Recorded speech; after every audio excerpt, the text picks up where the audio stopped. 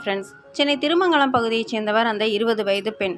இவர் திருமங்கலம் மகளிர் போலீசில் புகார் ஒன்றை தந்துள்ளார். அந்த புகாரில் சொல்லியிருப்பதாவது: திருமங்கலத்தில் வாடகை வீட்டில் வசித்துக் கொண்டு சென்னையில் உள்ள ஒரு பிரபல தனியார் கல்லூரியில் படித்து வருகிறேன். நான் தங்கியிருக்கும் வீட்டின் எதிரே வாடகை வீட்டில் 26 வயது மதிக்கத்தக்க இளம்பெண் வசித்து வருகிறார்.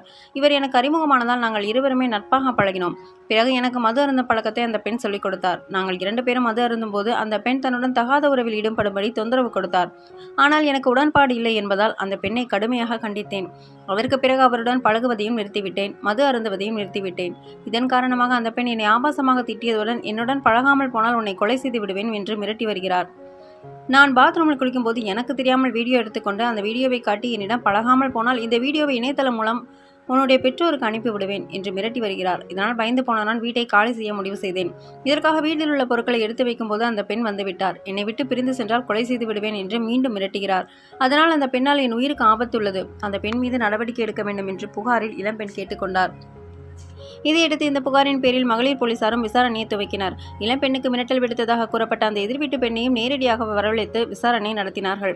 அப்போதுதான் இளம்பெண் சொன்ன குற்றச்சாட்டுகள் அத்தனையும் உண்மை என்று தெரியவந்தது. இளம்பெண்ணுக்கு எதிர்வீட்டு பெண் கொலை மிரட்டல் விடுத்ததும் தினமும் பாலியல் டார்ச்சர் தந்ததும் விசாரணையில் உறுதியானது. இதையடுத்து ஆபாசமாக பேசியது, கொலை மிரட்டல் விடுத்தது உட்பட 5 பிரிவின் கீழ் வழக்கு பதிவு செய்து அந்த பெண்ணை கைது செய்தனர். பிறகு அவரை அம்பத்தூர் கோர்ட்டில் ஆஜர்படுத்தினார்கள். உடனே அந்த பெண் நீதிபதியிடம், ஐயா, எனக்கு கொஞ்சம் மனநலம் பாதிக்கப்பட்டுள்ளது, தயவுசெய்து என்னை மனநல மருத்துவமனையில் அனுமதிக்க வேண்டும் என்று சொல்லி கதறி அழுதுள்ளார். இதற்கு பிறகு போலீசார் அந்த பெண்ணை அயனாவரத்தில் உள்ள மனநல மருத்துவமனையில் அனுமதித்துள்ளனர். இப்போது அந்த பெண்ணுக்கு டாக்டர்கள் சிகிச்சையும் அளித்து வருகிறார்களாம்.